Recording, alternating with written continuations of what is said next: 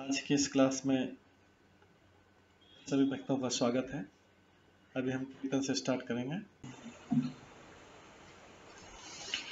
जय राधा माधव कुंज बिहारी, जय राधा माधव कुंज बिहारी, जय गोपीजन वल्लभ गिरिवर धारी, जय गोपीजन वल्लभ गिरिवर धारी, यशोदानंदन व्रज जनरंजन, यशोदानंदन व्रज जनरंजन, यमुना तीरावनचारी, यमुना तीरावनचारी, जय राधा माधव कुंज बिहारी, जय राधा माधव कुंज बिहारी। हरे कृष्णा कृष्णा कृष्णा हरे हरे, हरे राम राम राम हरे हरे, हरे कृष्णा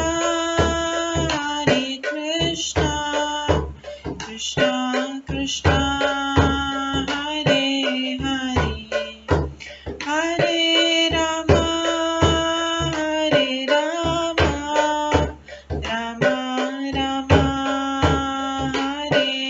हरे,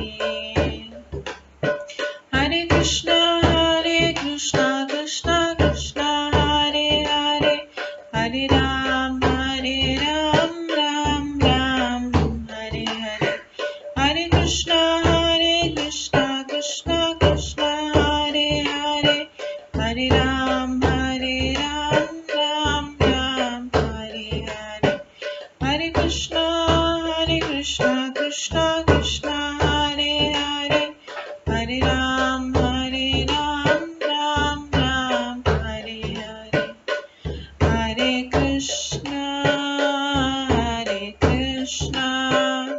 कृष्णा कृष्णा हरे हरे, हरे राम राम राम हरे हरे, हरे कृष्णा कृष्णा कृष्णा हरे हरे, हरे राम राम राम हरे हरे, जय राधा माधव राधे, जय राधा गोविंद राधे, जय गौरनिताय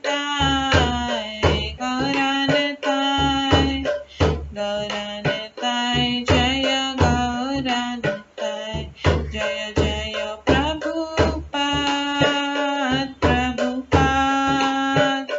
प्रभुपाद जय जय प्रभुपाद, जय जय गुरुदेव जय जय गुरुदेव, निताय गौर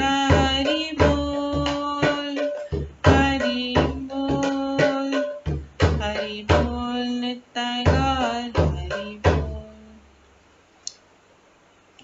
गौर प्रेमानंदे हरि हरि बोल। हरे कृष्णा। आज की इस क्लास में सभी भक्तों का स्वागत है। अभी मंगलाचरण से स्टार्ट करेंगे।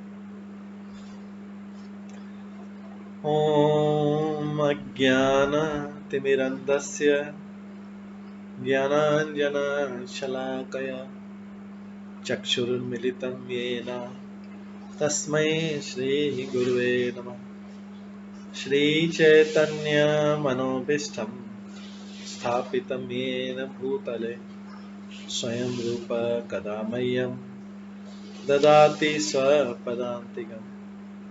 वन्देऽहं श्रीगुरो श्रीयुतपदकमलं श्रीगुरुं वैष्णवांश्च श्रीरूपं साग्रजातं सहगण रघुनाथान्वितं तं सजीवं साद्वैतं सावधूतं परिजनसहितं कृष्णचैतन्यदेवं श्रीराधाकृष्णपादान् सहगण ललिता श्रीविशाखान्वितांश्च नमो विष्णुपदाय कृष्णपृष्ठाय भूतले श्रीमते भक्तिवेदांत स्वामिन्निति नामिने। नमस्ते सरस्वती देवे गौरवाणी प्रचारिणे निर्विशेष शून्यवादी पाश्चात्य देशातारिणे। वाञ्छाकल्पतरुभ्यश्च कृपा सिन्धुभ्येव च पतितानां पावनेभ्यो वैष्णवेभ्यो नमो नमः। जय श्री कृष्ण चैतन्य प्रभु नित्यानंद श्री अद्वैत गदाधर शिवासादि गौर भक्तवृंद। हरे कृष्णा कृष्णा कृष्णा हरे हरे, हरे राम राम राम हरे हरे। ओम नमो भगवते वासुदेवाय। ओम नमो भगवते वासुदेवाय। ओम नमो भगवते वासुदेवाय। नारायणं नमस्कृत्य नरं चैव नरोत्तमं देवीं सरस्वतीं व्यासं ततो जयमुदीरयेत्। नष्टप्रायेषु भद्रेषु नित्यं भागवत सेवया भगवते उत्तम श्लोके भक्तिर्भवति नैष्ठिकी। कृष्णाय वासुदेवाय देवकी नंदनाय च नन्दगोपकुमाराय गोविन्दाय नमो नमः। सर्ववेदान्तसारमे श्रीभागवतम् इष्यते तद्रसामृतात् नान्यत्र स्याद्रति क्वचित्। आराध्यो भगवान् ब्रजेश तनयस्तनुधाम वृन्दावन रम्या काचिदुपासना व्रजवधूवर्गेण या कल्पिता। श्रीमद्भागवतं प्रमाणम् अमलं प्रेम कुमार्थमः श्रीचैतन्य महाप्रभुमतम् इदं तत्रादरो न परम्। मूकं करोति वाचालं पङ्गुलङ्घयते गिरिं यत्कृपातमहं वन्दे परमानन्दमाधवम्। हरे कृष्णा।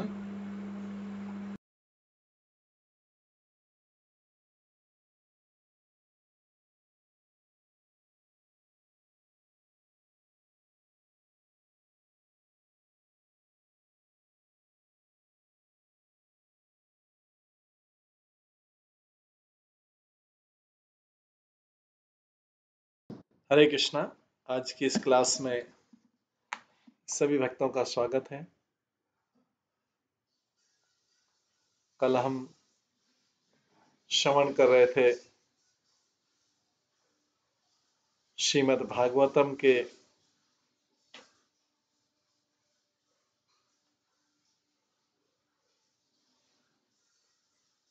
3रे स्कंद के 23वें अध्याय से, जिसका नाम है देवहूति का शोक।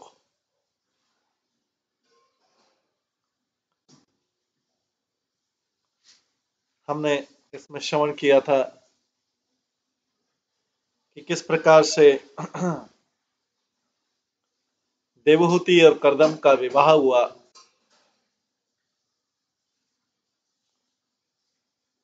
हालांकि देवहूति इतने समय तक कर्दम ऋषि की तपस्या करने से उसका मुखमंडल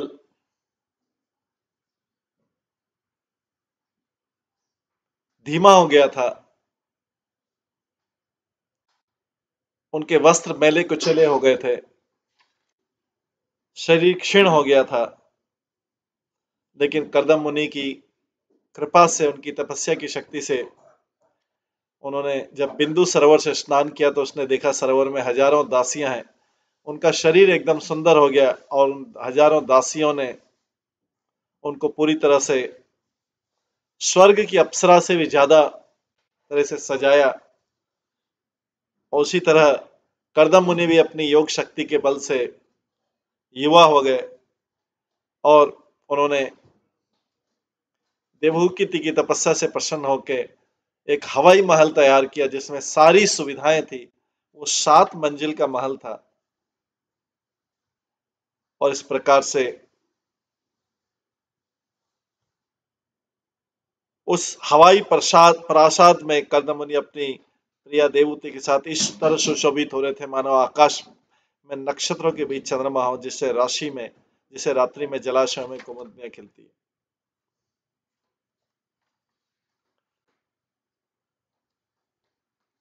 उस हवाई प्रसाद में आरूढ़ होकर वे मेरू पर्वत की सुगंध घाटियों में करते रहे। 7 मंजिला ये महल था, हवाई महल, जो शीतल मन तथा सुगंध वायु से अधिक सुंदर था। इन घाटियों में देवताओं का धनपति कुबेर जो है सिंदरियों से घिरकर और सिद्धों द्वारा प्रशंसित होकर लाभ उठाता। उस घाटियों में वो विमान लेके घूम रहे थे। कर्दम मुनि भी अपनी पत्नी तथा उन सुंदर कन्याओं से घिरे हुए थे, वहां गए और अनेक वर्षों तक सुख भोग किया। वे रास्ते में विभिन्न लोकों से होकर उसी तरह यात्रा करते रहे जिस प्रकार वायु जो है प्रत्येक दिशा में अबाध रूप से चलती रहती है।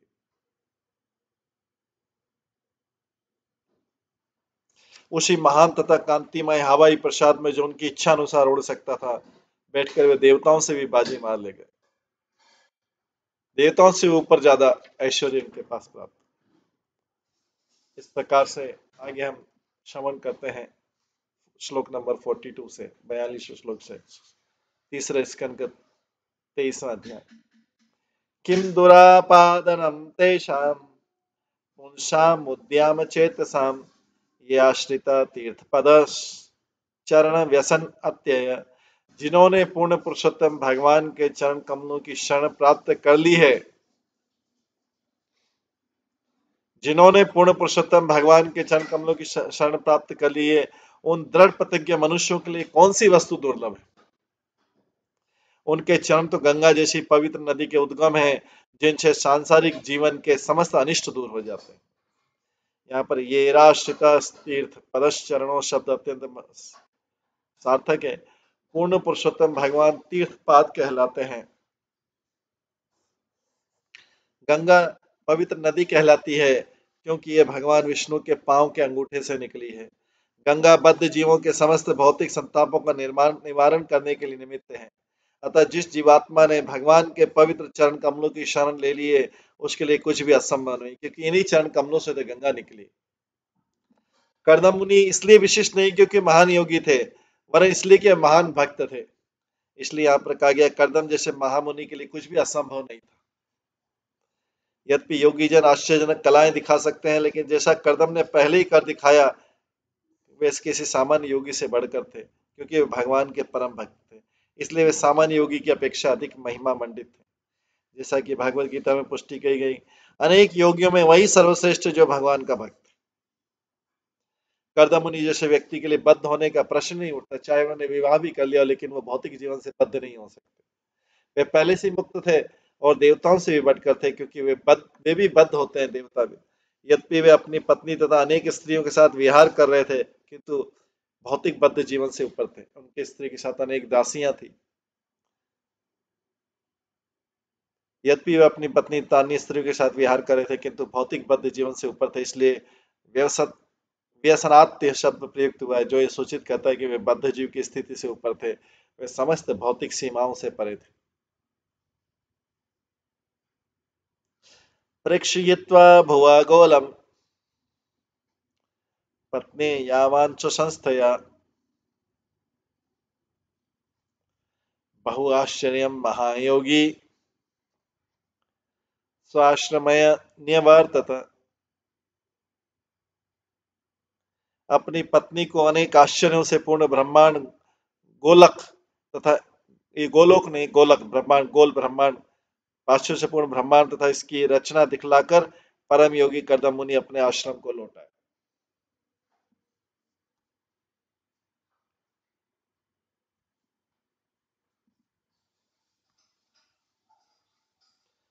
यहाँ पर सभी लोगों को गोल अर्थात गोला कहा गया है। प्रत्येक ग्रह गोल होता है, गोला होता है और वैसे ही विश्राम स्थल जिस प्रकार सागर के भी द्वीप होता है। लोगों को कभी कभी द्वीप या वर्ष भी कहते हैं। इस पृथ्वी लोक को भारतवर्ष कहलाता है क्योंकि इसमें राजा भरत इसमें राज्य करते थे। इस श्लोक में प्रयुक्त दूसरा महत्वपूर्ण शब्द है ब्रह्माश्चर्यम, अनेक आश्चर्यजनक वस्तुएं। ये इस बात का सूचित करता है कि विभिन्न लोक ब्रह्मांड भर में आठों दिशाओं में फैले हैं और इनमें से प्रत्येक आश्चर्यमय है। इनमें से प्रत्येक लोक की अपनी जलवायु है, तो सबका वेदर अलग अलग है। तो अगर कोई बोलता है हम चंद्रमा पे नहीं रह सकते तो सही है, चंद्रमा पे क्योंकि वहां का जो जलवायु है, क्लाइमेट है, वहां के रहने के लिए, वहां के लोगों के लिए, और हर जगह विशिष्ट प्रकार के निवासी हैं और हर एक में सभी वस्तुएं, यहाँ तक कि ऋतुओं की सुंदरता भी है, सब में है ऋतुओं की सुंदरता। इसी प्रकार ब्रह्म संहिता में कहा गया है विभिन्न विभूति भीतनम, प्रत्येक लोक में भिन्न भिन्न प्रकार का ऐश्वर्य है। ऐसा नहीं कि एक लोक दूसरे लोक जैसा हो। भगवान की कृपा से प्रकृति के नियम के अनुसार प्रत्येक लोक की रचना भिन्न प्रकार से हुई है और उसका आश्चर्यजनक ढांचा भी भिन्न है।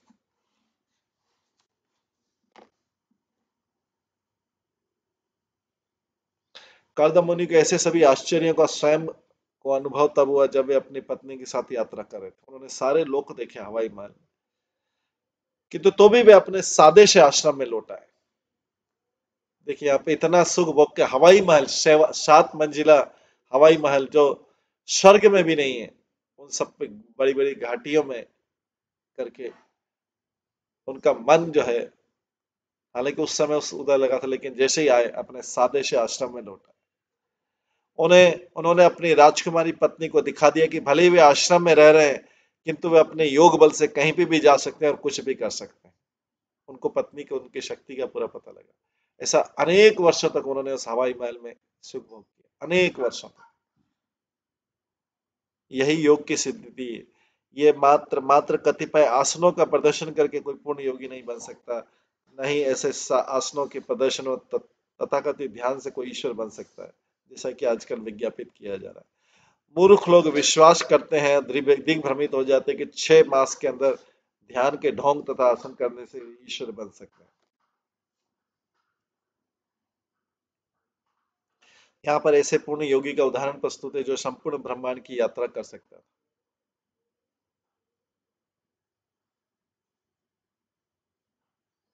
इस प्रकार दुर्वासा मुनि का वर्णन है जिन्होंने अंतरिक्ष की यात्रा की। वस्तुतः पूर्ण योगी ही ऐसा कर सकता है,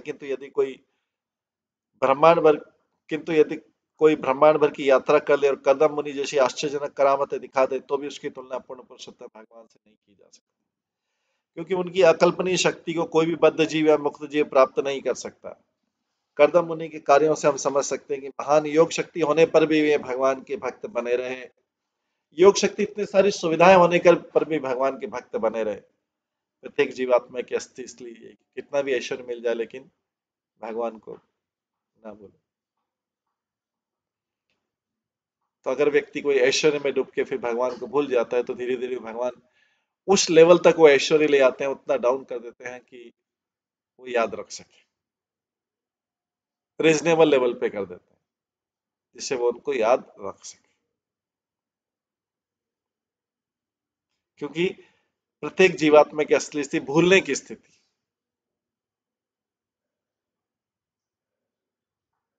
बहुत ऊंचे लेवल के भक्त होते हैं जो सारे ऐश्वर्य मिलने पर भी भगवान में अपने आप को केंद्रित करते हैं। सारे समय, जैसे वो निर्धन अवस्था में थे या जैसे सामान्य अवस्था में थे, वैसी ऐश्वर्य अवस्था।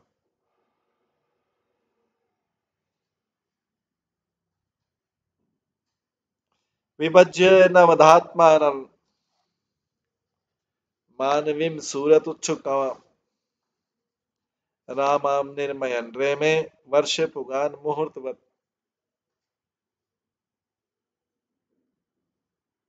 अपने आश्रम लौटने पर उन्होंने मनु की पुत्री देवहूति के सुख के लिए, जो रति सुख के लिए अतिथि को सुख थी, अपने आप को 9 रूपों में विभक्त किया।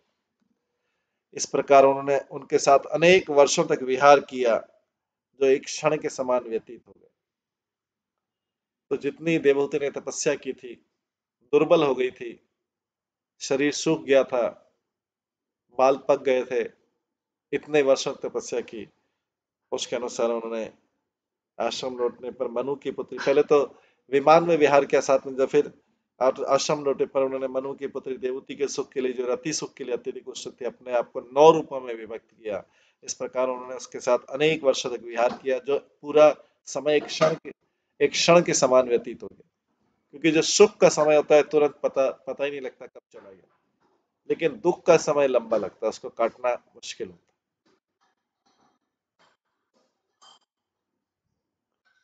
तो तात्पर्य यहाँ पे मनु की पुत्री देवहूति को सूरत उत्सक बतलाया गया है।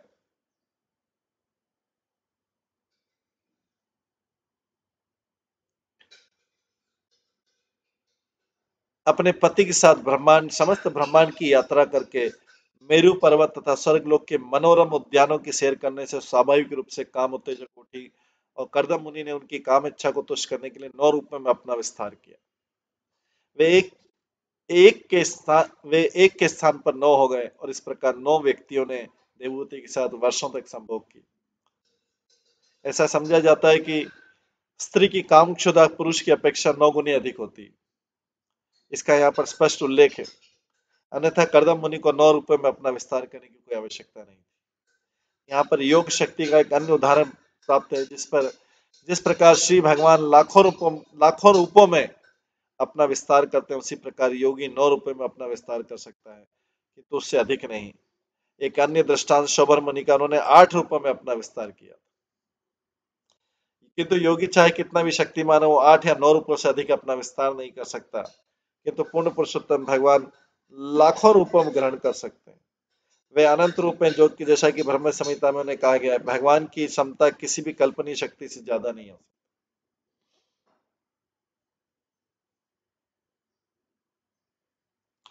तस्मिन् विमाने उत्कृष्टाम शय्याम रति करीम श्रिता न च अभ्युदरतं कालम पत्या अपिचेत संगता। उस विमान में देवहूति अपने पति के साथ उत्कृष्ट एवं कामेच्छा बढ़ाने वाले सेज में स्थित रहकर भी जान नहीं पाई कि कितना समय कैसे बीत गया। तात्पर्य, भौतिक मनुष्य को रति क्रीड़ा इतनी सुखकर लगती कि उन्हें याद ही नहीं था कि समय किस प्रकार से बीत गया। कर्दम मुनि तथा देवहूति भी अपनी रति क्रीड़ा के समय भूल गए थे कि समय किस प्रकार से बीत रहा है। हालांकि कर्दम मुनि भगवान को पूरा याद किए हुए थे। एवं योग अनुभावेन दंपत्यो रमामणय एवं योगानुभावेन दंपत्यो रममाणयो शतं व्यतीतु शरदकाम लालसयो मनाक। रति सुख के लिए उत्कृष्ट इच्छुक पति पत्नी योग शक्तियों के बल पर विहार करते रहे, और 100 वर्ष के अल्पकाल के समान व्यतीत हो गए। 100 वर्ष जो है उनके 100 वर्ष अल्पकाल के समान व्यतीत हो गए। तस्यामादत रेतताम भावयन् आत्मना आत्मवित नवधा विधाय रूपम स्वम सर्वकल संकल्प विदु विभु। शक्तिमान कर्दम मुनि सबों के मनों की बात जानने वाले थे, और जो कुछ मांगे उसे वही प्रदान कर सकते थे।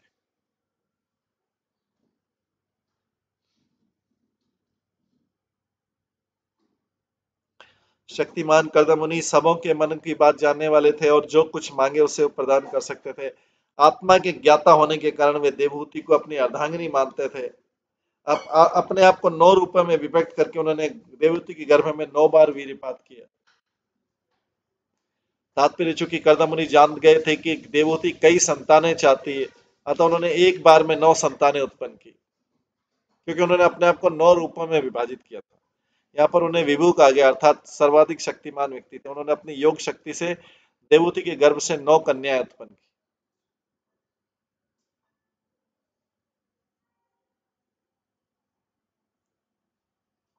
अतः सा सुशुभे सद्यो देवहूति स्त्रिय प्रजा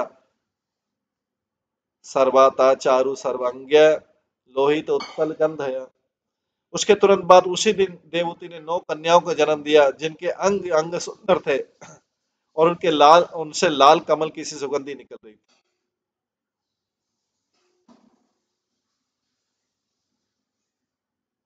तो तात्पर्य यहाँ पर कन्याएं क्यों हुई उसका कारण बता रहे हैं। देवहूति अत्यधिक कामोत्तेजित थी, जिससे उससे अधिक अंडाणुस्खलित हुई 9 कन्याएं उत्पन्न हुई।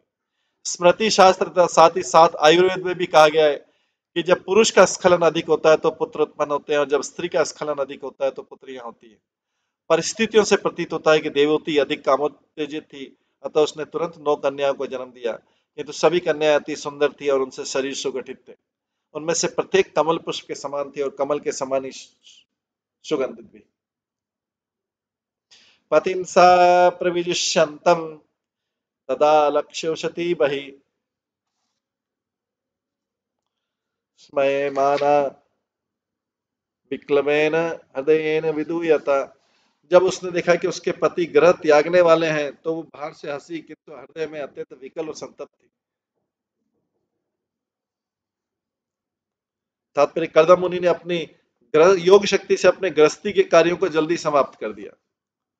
हवा में महल खड़ा करने, अपनी पत्नी तथा गंधर्व कन्याओं के साथ ब्रह्मांड का भ्रमण करने और फिर संतान उत्पन्न करने के कार्य समाप्त हो चुके थे, और अब अपने पूर्व वचनों के अनुसार उन्हें अपना घर छोड़कर आत्मबोध की अपनी असली रुचि के लिए प्रस्थान करना था। उनकी असली रुचि तो आत्मबोध में थी। अपने पति को प्रस्थान करने की स्थिति में देखकर देवहूति मन ही मन अत्यंत विकल थी, किंतु ऊपर से हंस रही थी। कर्दम मुनि के उदाहरण को अच्छी तरह समझ लेना चाहिए। जिस व्यक्ति की प्रमुख रुचि कृष्ण भावनावत में है, यदि वह गृहस्थ जीवन में फंस भी जाता है तो उसे घर के आकर्षण को जितनी जल्दी हो त्याग देने के लिए उद्यत रहना चाहिए। तो यहाँ पे भी कर्दम मुनि ने बोला था कि मैं एक बार आपके गर्भ में से अगर संतान उत्पन्न कर दूंगा उसके बाद मैं चला जाऊंगा। तो उसके अनुसार वो जाने लगे, ग्रह त्यागने वाले थे। देवहूति की जो दशा है उसका वर्णन किया गया। लिखंती यद मुखी भूमि पदा नख मणि श्रिया उवाच ललिताम वाचम निरुद्ध अश्रु कलाम शने। वो खड़ी थी और मणितुल्य नाखूनों से अपने पैर से पृथ्वी को कुरेद रही थी। उसका सिर झुका हुआ था। वो अपने आंसुओं को रोककर धीरे धीरे मोहक वाणी से कर्दम ऋषि से बोली। तात्पर्य देवहूति इतनी सुंदर थी कि उसके पैर के नाखून मोतियों जैसे लग रहे थे। वो भूमि को नाखूनों से कुरेद रही तो ऐसा प्रतीत हो रहा था कि मानव भूमि पर मोती बिखरे हों। जब कोई स्त्री अपने पांव से जमीन कुरेदती है तो इसका संकेत है कि उसका मन विचलित है। ऐसे ही संकेत कभी कभी गोपियां भी श्री कृष्ण के सामने प्रकट करती थी। जब गोपियां अर्धरात्रि के समय श्री कृष्ण के पास गई तो उन्होंने अपने अपने घरों को जाने के लिए कहा। कृष्ण ने बोला कि अभी घर चले जाओ। उस समय गोपियां उसी प्रकार से भूमि कुरेदने लगी क्योंकि उनके मन अत्यंत विक्षुब्ध थे। तो अब इस कंडीशन में जब कर्दम मुनि जाने वाले हैं, देवहूति खड़ी है। देवहूति कहती है कर्दम मुनि से मोहक वाणी में, देवहूति वाच सर्वं तत् भगवान मह्यम उपोवाह प्रतिश्रुतम अथापि मैं प्रपन्नाय अभयम दातुम अर्षि। देवहूति ने कहा, स्वामी आपने जितने वचन दिए थे वे सब पूर्ण हुए, किंतु मैं आपकी शरणागत हूं, इसलिए मुझे कुछ अभय दान भी दे। तो तात्पर्य देवहूति ने अपने पति से प्रार्थना की कि वे उसे अभय प्रदान करें। पत्नी रूप में वह अपने पति के प्रति पूर्णतः समर्पित थी। अतः यह पति का धर्म है कि वो जब पूर्ण समर्पण हो तो अपने पति को पत्नी को अभय दान दे। श्रीमद् भागवतम के पंचम स्कंद में बतलाया गया कि अपने आश्रित जो है फुली डिपेंडेंट है उसको किस प्रकार अभय दान दिया जाता है। जो मृत्यु के चंगुल से नहीं छूट पाते वो आश्रित हैं। उसे चाहिए कि वो न तो गुरु बने, न पति बने, न परिजन बने, न पिता बने, न माता बने। तो जो मृत्यु के चंगुल से नहीं छूट पाता वो आश्रित है।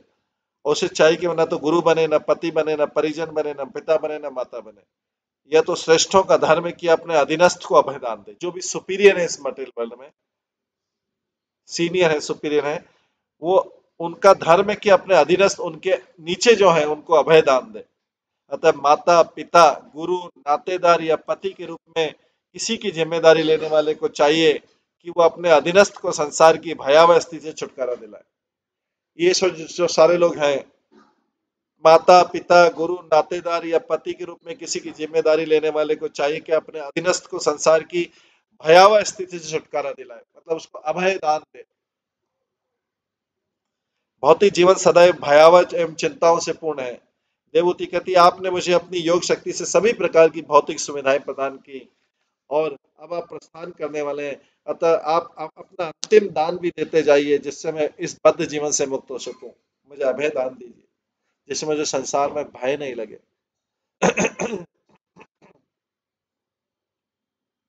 आगे देवहूति कहती, ब्रह्मन् दुहि त्रभीतुभ्यं विमृग्य पतः सम कश्चित् स्यात् मे विशोकाय त्वयि प्रव्रजिते मनम। हे ब्राह्मण, जहां तक अपनी पुत्रियों का प्रश्न है, वे स्वयं ही अपने योग्य वर ढूंढ लेंगी और अपने घर चली जाएंगी, किंतु आपके सन्यासी होकर चले जाने पर मुझे कौन सांत्वना देगा। तो तात्पर्य कहा गया कि पिता के दूसरे रूप में पुत्र बन जाता है, पिता ही दूसरे रूप में पुत्र बन जाता था। पिता और पुत्र अभिन्न माने जाते हैं। पुत्रवती विधवा नहीं होती, जो पुत्रवती होती है, जिसका पुत्र वो विधवा नहीं होती, क्योंकि उसके पास पति का एक प्रतिनिधि रहता है पुत्र के रूप में। इसी प्रकार देवहूति अप्रत्यक्ष रूप से कर्दम मुनि से एक प्रतिनिधि छोड़ जाने की याचना करती है, जिससे वो उनकी अनुपस्थिति में चिंता मुक्त रह सके। गृहस्थ से आशा नहीं की जाती कि वह सदैव घर रह सकेगा। अपने पुत्रों तथा पुत्रियों का ब्याह करके वो अपने पत्नी को सयाने पुत्रों के संरक्षण में छोड़कर गृहस्थ जीवन से वैराग्य ले सकता। वैदिक पद्धति की सामाजिक परंपरा ही ऐसी है। देवहूति अप्रत्यक्ष रूप से कह रहे कि घर से अनुपस्थित रहने की अवधि में कम से कम एक पुत्र तो अवश्य होना चाहिए, जो उसे चिंताओं से मुक्ति दिला सके। इस मुक्ति का अर्थ है आध्यात्मिक शिक्षा। इस मुक्ति का अर्थ भौतिक सुविधाएं नहीं है। भौतिक सुविधाएं तो शरीर के साथ ही समाप्त हो जाएंगी, किंतु आध्यात्मिक शिक्षा अंत नहीं होता, यह तो आत्मा के साथ साथ जाएगी। आध्यात्मिक शिक्षा आवश्यक है, किंतु योग्य पुत्र प्राप्त किए बिना देवहूति आध्यात्मिक ज्ञान कैसे प्राप्त कर सकती।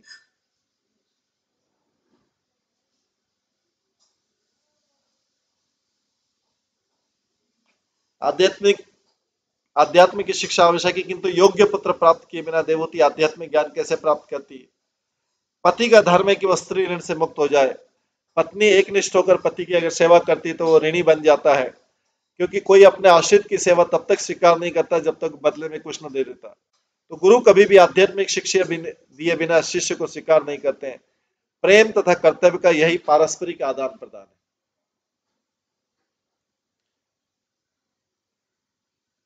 इस प्रकार देवहूति कर्दम मुनि को स्मरण दिलाती है कि उसने अत्यंत श्रद्धापूर्वक सेवा की। यदि वे स्त्री ऋण से मुक्त होना चाहते तो प्रस्थान के पूर्व उन्हें एक पुत्र दे दिया जाए। अप्रत्यक्ष रूप से देवहूति ने अपने पति से कुछ अधिक काल तक, या कम से कम जब तक पुत्र न हो, रहने के लिए प्रार्थना करती। इसके बाद देवहूति आगे बोलती हैं, एतावता लंकालेन व्यतिक्रांतेन मैं प्रभो इंद्रियार्थ प्रसंगेन परित्यक्त परात्मा। अभी तक हमने अपना सारा समय परमेश्वर के ज्ञान के अनुशीलन की उपेक्षा करके इंद्रिय तृप्ति में व्यर्थ गंवाया। अभी देवहूति बोल रही है, देवहूति कर्दम मुनि को बोल रही है, अभी तक हमने अपना सारा समय परमेश्वर के ज्ञान के अनुशीलन की उपेक्षा करके इंद्रिय तृप्ति में ही व्यर्थ गंवाया, क्योंकि इसमें भी उनके सैकड़ों साल हो गए। तो तात्पर्य, मनुष्य जीवन पशुओं की तरह इंद्रिय तृप्ति के कार्य में बिताने के लिए नहीं है। पशु सदैव इंद्रिय तृप्ति में आहार, निद्रा, भय तथा मैथुन में लगे रहते हैं, क्योंकि यह मनुष्यों का व्यापार नहीं है।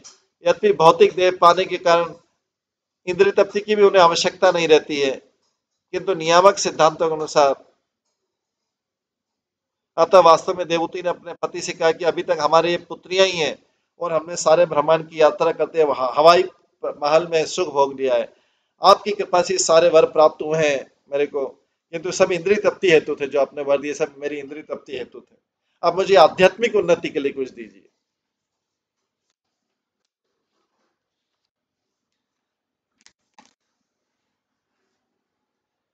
इंद्रियार्थेषु संजन्त्या प्रसंग त्वयि कृतः अजान्त्या परम भावम तथापि अस्तु अभय। आपकी दिव्य स्थिति से देवहूति प्रार्थना करती आगे करदम मुनि से, आपकी दिव्य स्थिति से परिचित न होने के कारण ही मैं इंद्रियों के विषय में लिप्त रहकर आपको प्रेम करती रही। आपकी दिव्य स्थिति से तभी देवहूति को पश्चाताप हो रहा है कि कर्दम मुनि आप तो इतने महान है, इतने महान है, मैं आपकी दिव्य स्थिति से परिचित न होने के कारण मैं इंद्रियों के विषय में लिप्त रहकर आपको प्यार करती रही। तो भी मैंने आपके लिए जो आकर्षणीय अनुराग उत्पन्न किया वो मेरे समस्त भय को दूर करे।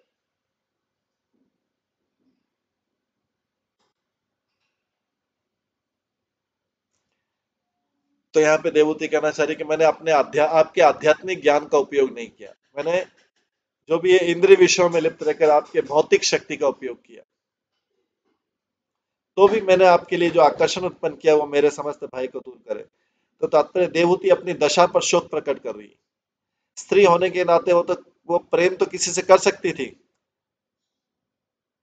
किंतु किसी कारणवश कर्दम मुनि से प्रेम करने लगी, किंतु उनकी आध्यात्मिक उपलब्धि से परिचित नहीं है कि कर्दम मुनि कितने महान है। कर्दम मुनि देवहूति के मन की बात जान गए। सामान्यतः सभी स्त्रियां भौतिक सुख भोगना चाहती हैं, वे अल्प ज्ञानी कही जाती हैं क्योंकि वे हमेशा भौतिक सुख के लिए उन्मुख रहती है। देवहूति को पछतावा है कि उसके पति ने सर्वश्रेष्ठ भौतिक सुख तो उसके प्रदान किए, किंतु इसे यह पता नहीं चल पाया कि वे कर्दम ऋषि आत्मबोध में इतने उठे हुए हैं। उसका कहना है कि यद्यपि अपने महान पति की महिमा को समझ नहीं पाई, किंतु उनकी शरण में होने के कारण उसे भौतिक बंधन से मुक्त होना चाहिए। कि शरण तो गई उनको पहचानने में। महापुरुष की संगति बहुत महत्वपूर्ण है। चैतन्य चरितमृत में भगवान चैतन्य ने कहा कि साधु संग अत्यंत महत्वपूर्ण है, क्योंकि भले ही कोई ज्ञान में कितना बड़ा चढ़ा क्यों न हो, किसी महान साधु पुरुष की संगति करने मात्र से वो तुरंत आत्म जीवन में आगे बढ़ सकता है। एक स्त्री के रूप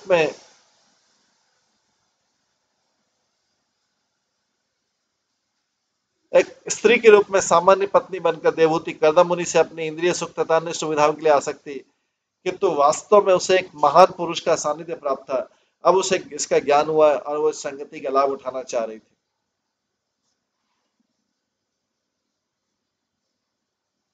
शंगो यह संसृते हेतु असत्तुसु विहित अधिया स एव साधुषु कृतः निसंगत्वाय कल्पते। इंद्रिय तृप्ति हेतु संगति निश्चय बंधन का मार्ग है, लेकिन अगर संगति इंद्रिय तृप्ति के लिए की जाती है तो निश्चय बंधन का मार्ग है। किंतु जब वही संगति किसी साधु पुरुष से की जाती है, निर्भर करता है कि किसकी संगति कर रहे हैं। किसी भौतिकतावादी असुर प्रवृत्ति के व्यक्ति से संगति कर रहे हैं और उससे विचारों का आदान प्रदान कर रहे हैं, तो असुर का मार्ग मिलेगा। किंतु जब वही संगति किसी साधु पुरुष से की जाती है तो भले ही वह अनजाने में की जाए, मुक्ति के मार्ग पर ले जाती है।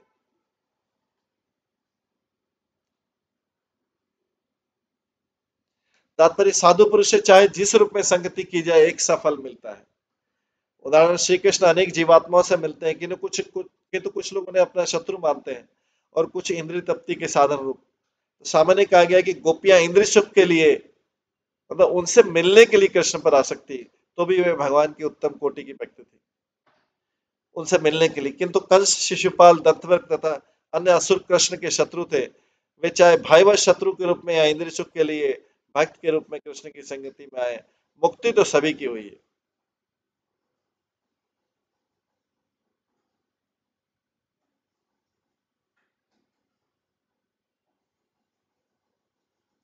भगवान की संगति का यही परिणाम होता है। यदि कोई नहीं जानता कि भगवान कौन है तो भी वही परिणाम होता है।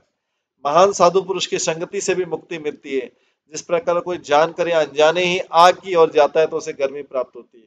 देवहूति ने अपनी कृतज्ञता प्रकट की क्योंकि वो कर्दम मुनि से इंद्रिय तृप्ति के लिए संगति कर रही थी, किंतु चूंकि वह महापुरुष था उसे विश्वास था कि उनके आशीर्वाद से मुक्त हो जाएगी। नेह यत्कर्म धर्माय न विरागाय कल्पते न तीर्थ पद सेवाय जीवन अपि मृतो ही स। जिस पुरुष के कर्म से न तो धार्मिक जीवन को उत्कर्ष होता है,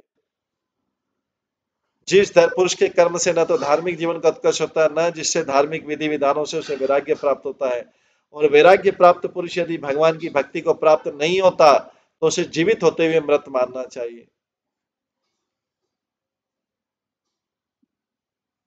जिस पुरुष के कर्म से न तो धार्मिक जीवन का उत्कर्ष होता है, ऐसा कोई कर्म किया जाए जिससे धार्मिक जीवन ही आगे नहीं बढ़े, न जिसके धार्मिक विधि विधानों से वैराग्य प्राप्त होता है, न उसको ऐसे कार्य कर रहा है कि उससे वैराग्य हो, और वैराग्य पुरुष प्राप्त यदि भगवान की भक्ति को प्राप्त नहीं होता तो उसे जीवित होते हुए मृत मानना चाहिए। अगर उसके कार्य उसको धार्मिक उत्थान ऊपर नहीं ले जा रहे, उसे जीवित होते हुए मृत मानना चाहिए। तात्पर्य देवहूति का कहना है कि वो अपने पति से इंद्रिय तृप्ति के लिए अनुरक्त थी, जिससे भौतिक बंधनों से मुक्ति नहीं मिल सकती थी, अतः उसका जीवन वृथा गया। तो ऐसा कोई कार्य करने जिससे धार्मिक जीवन की प्राप्ति न हो सके वो व्यर्थ है। अगर अगला जीवन या ये जीवन धार्मिक नहीं बने, ऐसे कोई भी कार्य करने से जिससे धार्मिक जीवन की प्राप्ति नहीं, वो जीवन ही बेकार चला गया, व्यर्थ हो गया। स्वभाव से प्रत्येक व्यक्ति कोई ना कोई कार्य करना चाहता है, और जब कार्य करने के लिए उसे धार्मिक जीवन मिले और धार्मिक कार्य करे तो फिर उसे विरक्ति, और विरक्ति से भक्ति प्राप्त होती, तो समझना चाहिए कि कार्य सिद्ध हुआ, अदरवाइज वो कार्य व्यर्थ चला गया, भौतिक हो गया। और भौतिक कार्य तो शरीर की समाप्ति के साथ व्यर्थ हो जाते, अकाउंट में कुछ नहीं जाता।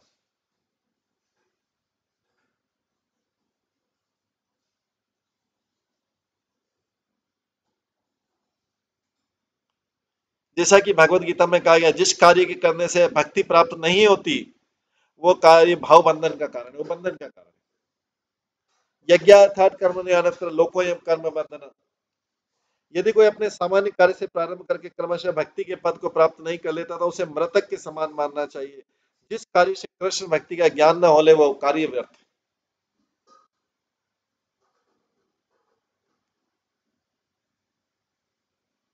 साहम भगवता नूनम वंचिता माया दृढ़म यत्वाम विमुक्ति दम प्राप्य न मुमुक्षे बंधनात्। है स्वामी, मैं निश्चित रूप से भगवान की अलंग माया द्वारा बुरी तरह से ठगी गई।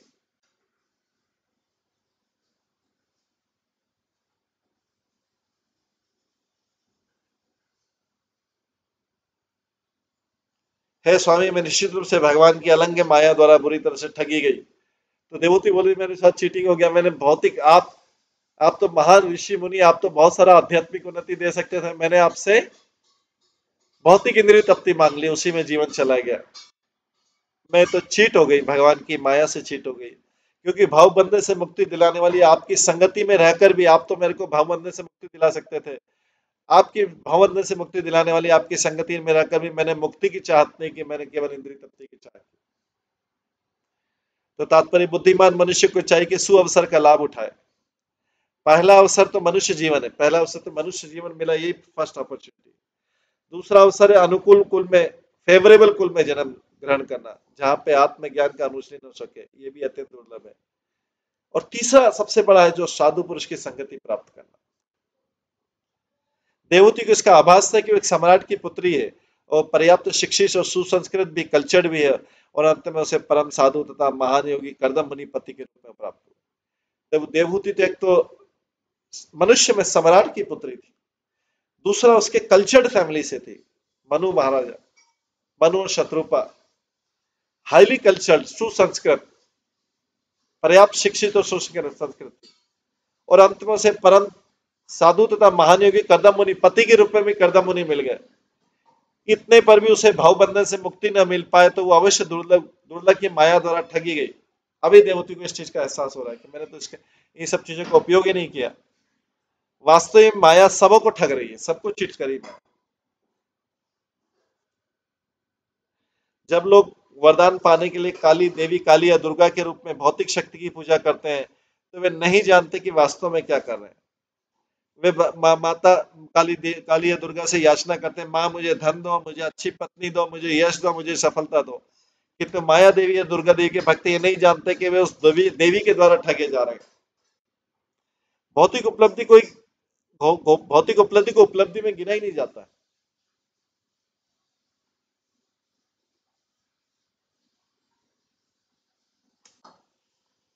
भौतिक उपलब्धि को उपलब्धि में गिना नहीं जाता है, क्योंकि भौतिक वरदानों से वह जो जो मोहित हो जाता है, त्यो वो बनता जाता है। भौतिक वरदानों से व्यक्ति जो जो मोहित होता था, भ्रमित होता था, वो बनता जाता है और उसकी मुक्ति का प्रश्न नहीं उठता। मनुष्य को इतना बुद्धिमान तो होना चाहिए कि वह आत्मबोध के लिए अपनी संपत्ति का किस प्रकार उपभोग कर सके। यही कर्मयोग या ज्ञान योग कहलाता है। हमारे पास जो कुछ भी है उसे परम पुरुष की सेवा के उपयोग में लाना चाहिए। भागवत गीता में उपदेश दिया गया, स्वकर्मणा तम अभ्यचर्या। मनुष्य को चाहिए कि अपने धन धान्य से वह पूर्ण पुरुषोत्तम भगवान की पूजा करने का प्रयत्न करे। भगवान की सेवा करने के अनेक प्रकार होते हैं, जो कोई व्यक्ति अपनी सामर्थ्य पर भर भगवान की सेवा कर सकता है। भगवान की सेवा करने के अनेक प्रकार हैं और कोई भी व्यक्ति अपनी सामर्थ्य पर भगवान की सेवा कर सकता है।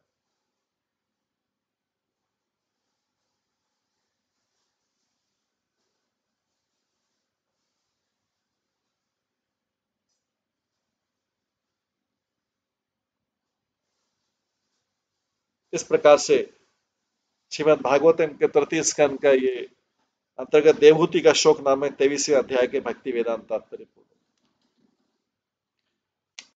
ये देवहूति की प्रार्थना थी। अब इसके बाद कर्दम मुनि की क्या प्रतिक्रिया होती है वो हम अगले अध्याय 24वें अध्याय में श्रवण करेंगे। इसमें मैत्रेय मुनि बोलते हैं 24वें अध्याय में, मैत्रेय वाचा निर्वेदवादिनी में एवं मनो दुर्हितरम मुनि दयालु शालिनी माँ शुक्ल अभिव्याहतम स्मरण। भगवान विष्णु के वचनों का स्मरण करते हुए कर्दम मुनि ने वैराग्यपूर्ण बात करने वाली स्वयंभु मुनि की प्रशंसनीय पुत्री देवहूति से इस प्रकार कहा।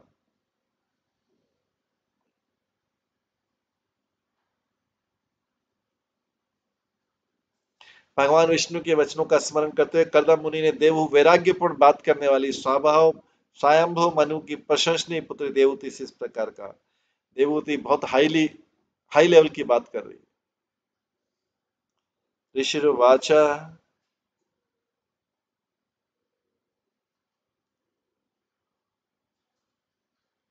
वो अपने पति कर्दम ऋषि से बोलती, माँ खिदो राजपुत्री हम आत्मान प्रत्यानंदिते भगवान ते अक्षर गर्भम अधुरात संप्रपत्स्यते।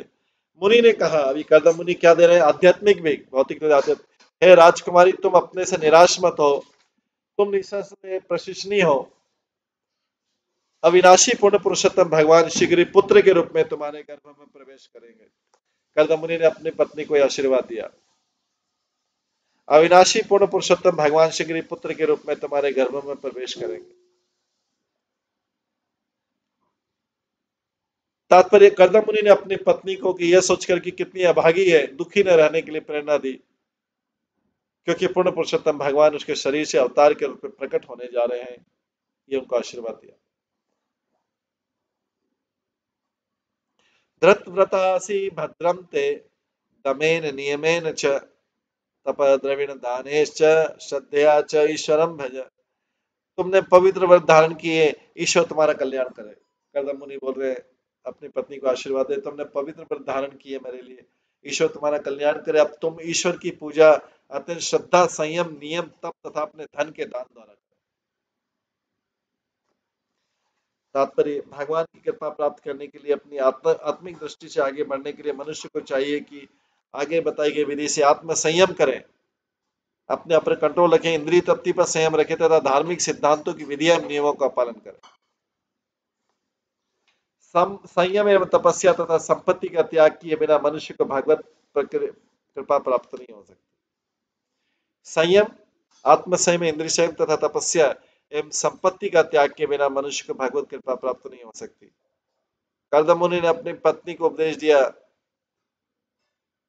तुम्हें धार्मिक नियमों का पालन करते हुए दान करना, धार्मिक नियमों का पालन करते हुए दान करके तपस्या पर भक्ति में तत्पर होना होगा। तभी परमेश्वर तुम पे प्रसन्न होंगे और तुम्हारे पुत्र के रूप में अवतरित होंगे। तो क्या करना पड़ेगा? तुम्हें धार्मिक नियमों का पालन करते हुए दान देकर तपस्या पूर्वक भक्ति में तत्पर होना होगा। तभी परमेश्वर तुम पर प्रसन्न होंगे और तुम्हारे पुत्र के रूप में अवतरित होंगे।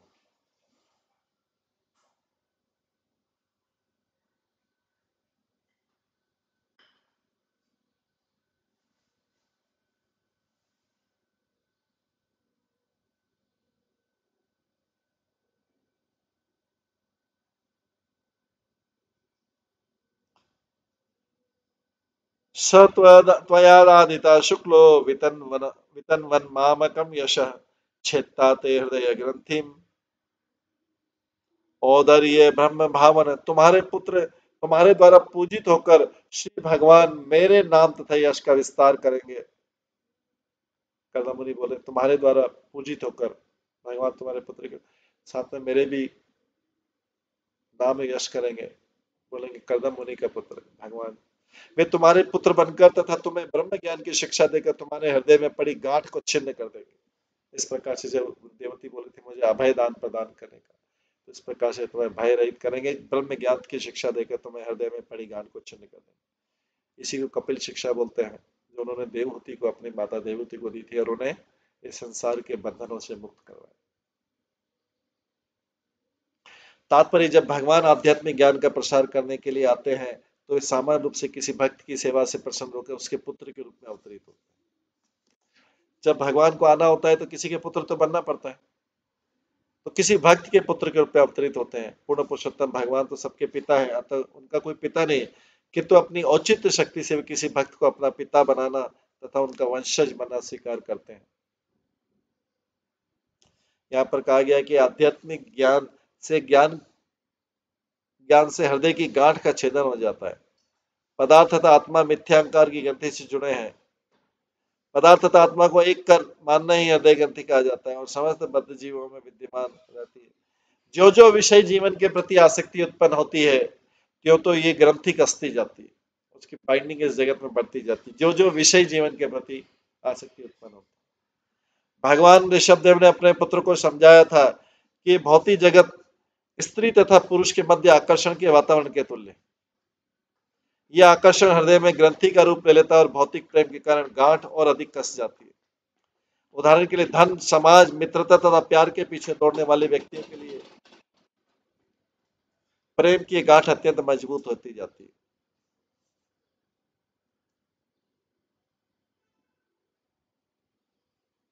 तो उदाहरण के लिए धन, समाज, मित्रता तथा प्यार के पीछे दौड़ने वाले व्यक्तियों के लिए प्रेम की गांठ अत्यंत मजबूत होती जाती है। यह हृदय ग्रंथि केवल ब्रह्म भावना से अर्थात ऐसे उपदेश से जिससे आत्मज्ञान बढ़ता है उसी से छिन्न भिन्न हो सकती है ग्रंथि। इस ग्रंथि को काटने के लिए भौतिक शस्त्र की आवश्यकता नहीं है, वरन इसके लिए प्रामाणिक आध्यात्मिक उपदेश की आवश्यकता है। कर्दम मुनि ने अपनी पत्नी देवहूति को उपदेश दिया था कि भगवान उसके पुत्र के रूप में प्रकट होंगे और भौतिक स्वरूप की ग्रंथि को काटने के लिए आध्यात्मिक ज्ञान का प्रसार करें। अभी मैत्रेय मुनि आगे कहते हैं, मैत्रेय वाच देवहूति अपि संदेशम गौरवेण प्रजापते सम्यक श्रद्धाय पुरुषम कूटस्थम अभजता गुरु। मैत्रेय ने कहा, देवहूति में अपने पति कर्दम के आदेशों के प्रति अत्यंत श्रद्धा तथा सम्मान था, क्योंकि वे ब्रह्मांड में मनुष्यों के उत्पन्न करने वाले प्रजापतियों में से एक। देवहूति में अपने पति कर्दम के आदेश के प्रति अत्यंत श्रद्धा तथा सम्मान था, क्योंकि वो जानती थी ब्रह्मांड में मनुष्यों के उत्पन्न करने वाले प्रजापतियों में से एक ही कर्दम है। मुनि, इस प्रकार वो ब्रह्मांड के स्वामी घटघट के वासी श्री भगवान की पूजा करने लगी। तो अभी बीच में फिर से भक्ति चालू कर दिया उसने।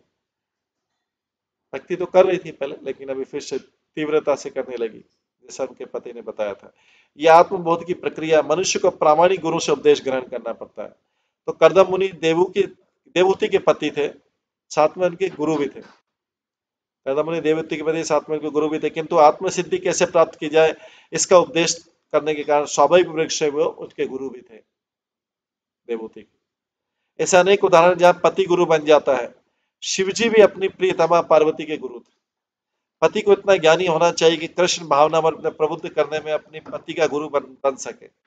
सामान्यतः एक स्त्री पुरुष की अपेक्षा कम बुद्धिमान होती है, अतः यदि पति बुद्धिमान होता है तो स्त्री को अपनी आध्यात्मिक उन्नति के लिए अच्छा अवसर प्राप्त होता है। यहाँ पर स्पष्ट कहा गया कि मनुष्य को अत्यंत श्रद्धापूर्वक गुरु से ज्ञान प्राप्त करना चाहिए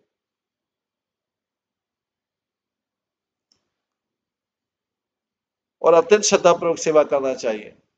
श्री विश्वनाथ चक्रवर्ती ठाकुर ने भगवद गीता की टीका करते हुए गुरु उपदेश पर विशेष बल दिया है।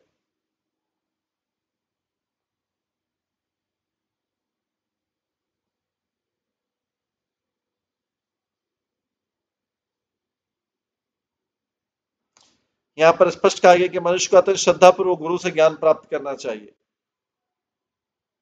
और अत्यंत श्रद्धापूर्वक सेवा करना चाहिए। श्री विश्वनाथ चक्रवर्ती ठाकुर ने भगवद गीता की टीका करते हुए गुरु उपदेश पर विशेष बल दिया है।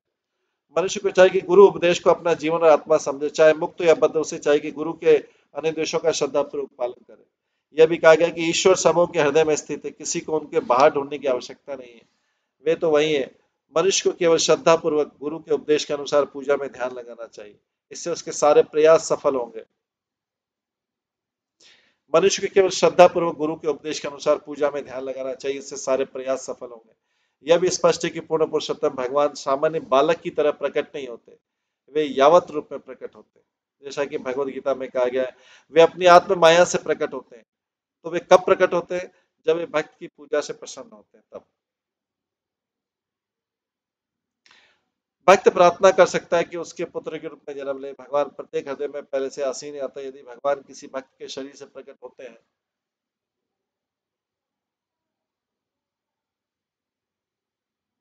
तो इसका अर्थ लगाना चाहिए कि अमुक स्त्री है, उनकी माता हो गई।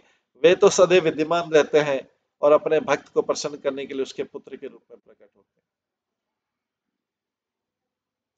तस्थाम बहुतिथे काले भगवान मधुसूदन कार्दम्य वीरिमापन्नो यज्ञ अग्नि एवं दारुणी। अनेक वर्षों के बाद मधुसूदन अर्थात मधु नाम के असुर के संगार करता पूर्ण पुरुषोत्तम भगवान कर्दम मुनि के वीर में प्रविष्ट होकर देवती के गर्भ में उसी प्रकार प्रकट हुए जिस प्रकार यज्ञ के काष्ठ में अग्नि उत्पन्न होती।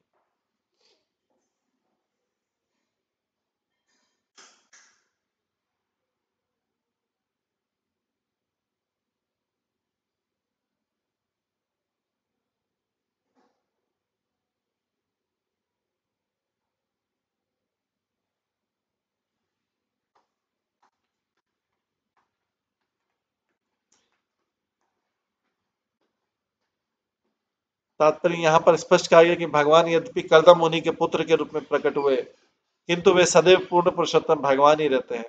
काष्ठ में अग्नि सदैव विद्यमान रहती है किंतु एक निश्चित विधि से अग्नि प्रज्वलित की जा सकती है। उसी प्रकार ईश्वर सर्वव्यापी है, वे किसी वस्तु से प्रकट हो सकते हैं, वे अपने भक्त के वीर्य से ही प्रकट हो सकते हैं। जिस प्रकार सामान्य जीवात्मा किसी जीवात्मा के वीर्य का आश्रय लेकर जन्म ग्रहण करता है, उसी तरह भगवान भी अपने भक्त के वीर्य में स्थित होकर उसके पुत्र के रूप में अवतरित होते हैं।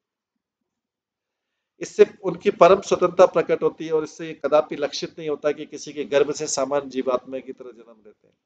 भगवान नरसिंह हिरण्यकशिप के महल की खंबे से प्रकट हुए। भगवान वराह ब्रह्मा जी के नासुका से उत्पन्न हुए। श्री कपिल देव कर्दम के वीर्य से उत्पन्न हुए। इससे ये समझना नहीं चाहिए कि भगवान के प्राकट का स्त्रोत खंबा नथुन या वीर। भगवान भगवान ही होते हैं। भगवान मधुसूदन है, वे सभी प्रकार के असुरों का वध करने वाले हैं।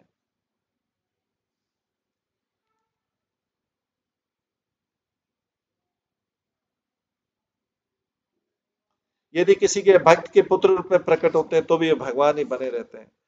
कर्दम शब्द महत्वपूर्ण है। उन्हें यह बताया कि कर्दम तथा देवहूति की सेवा से उनका प्रेम था, किंतु हमें यह समझने की भूल नहीं करनी चाहिए कि वे सामान्य जीवात्मा की तरह कर्दम मुनि के वीर तथा देवहूति के गर्भ से उत्पन्न हुए। आगे के श्लोक में आता है, अवादयन तदाव्यम मौनी वादित्राणी घना घना गायंती तमस्म गंधर्वा नृत्यंती सरस मुदा। पृथ्वी पर जैसे ही भगवान कपिल कर्दम के वीर्य से देवहूति के गर्भ से उत्पन्न हुए, पृथ्वी पर उनके अवतरित होते समय आकाश में देवताओं ने वाद्य यंत्रों के रूप में जल बरसाने वाले मेघों से वाद्य संगीत की सी ध्वनि बजाई। स्वर्गीय गवैये गंधर्वगण भगवान की महिमा का गान करने लगे और अप्सराओं के नाम से प्रसिद्ध स्वर्गीय नर्तकियां आनंद विभोर होने लगी।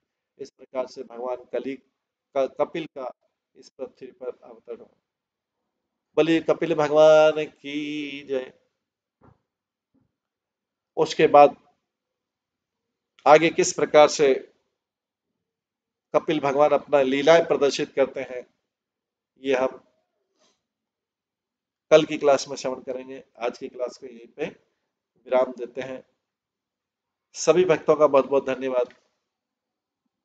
सब भक्तों के लिए एक बार हरे कृष्ण महामंत्र का जप करेंगे। हरे कृष्णा कृष्णा कृष्णा हरे हरे, हरे राम राम राम हरे। श्रीमद् भागवतम महापुराण की जय। कपिल भगवान अवतरण की जय। श्रील प्रभुपाद की जय। सभी भक्तगणों की जय। हरे कृष्णा कृष्णा कृष्णा कृष्णा हरे हरे, हरे राम राम राम।